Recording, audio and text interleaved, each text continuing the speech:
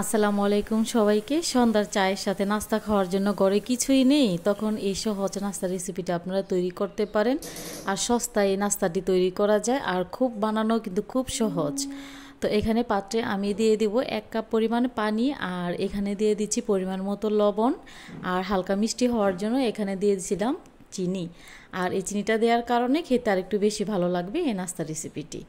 তো এখানে আমি 1 কাপ দিয়ে দিব চালের গুঁড়া, আর 1 কাপের পরিমাণ চালের গুঁড়াটা আমি ফার্স্টে নিয়েছিলাম, তো আমার কাছে মনে হয়েছে যে পানির পরিমাণটা বেশি, তাই আমি আরও আধা কাপ এখানে চালের গুঁড়া দিয়ে দিয়েছি। আর দিয়ে দেওয়ার পর চাল গুঁড়োগুলোকে আমি একটু সমান করে দিয়েছি, আর সমান করে দিয়ে ঢাকনা দিয়ে ঢেকে দিয়েছি 2-3 মিনিটের জন্য। তো তারপর এই ঢাকনাটা খুলে আমি একটু নাড়াচাড়া করে খুব ভালো করে এই ডোটা আমি তৈরি করব। তো একটু ভালো করে নাড়াচাড়া করে এই চালের গুঁড়াটা সিদ্ধ করে নিতে হবে।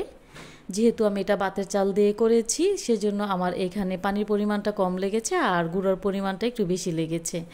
তো খুব ভালো করে আমি এই চালের সাথে পানিটা একটু ভালো করে শুকিয়ে নেব নাড়াচাড়া করে। আর এরই মাঝে এই নাড়াচাড়ার মধ্যে আমার এই চালের ডোটা সিদ্ধ হয়ে যাবে। তো একটু ভালো করে নাড়াচাড়া করে মিশিয়ে নিচ্ছি চুলাতে রেখে, আর এই কাজটি চুলাতে রেখে করতে হবে। তো এই পর্যায়ে যখন পানিটা সম্পূর্ণ ভালোভাবে শুকিয়ে এসেছে, তো ওই পর্যায়ে আমি প্যানটাকে চুলা থেকে নামিয়ে নেব, আর চুলা থেকে নামিয়ে অন্য একটি পাত্রে ঢেলে নেব। তারপর ঢেলে নেওয়ার পর এটাকে আমি কিছুক্ষণের জন্য ঠান্ডা হতে দেব, কারণ এরকম গরমটাতে তো আর এই মথি নেওয়া যাবে না, তাই একটু ঠান্ডা করে নিয়েছি। আর ঠান্ডা করে গরম থাকা অবস্থায় এই খামিটাকে ভালো করে মথি নিতে হবে। আর চালের গুঁড়ার খামিটা কিন্তু একটু ভালো করে মথি নিতে হয়, তাহলে খুব সুন্দর হয়।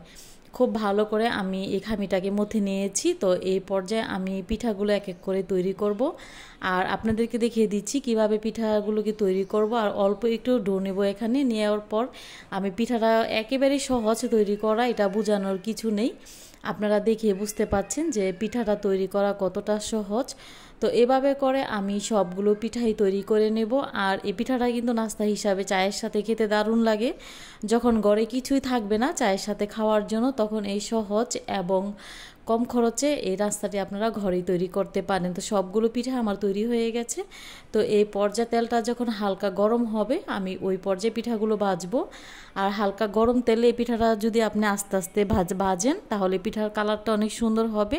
আর ভিতরটা তো খুব ভালো ভালো খাস্তা খাস্তা ভাব হবে, আর খেতে অনেকটা বেশি ভালো লাগবে।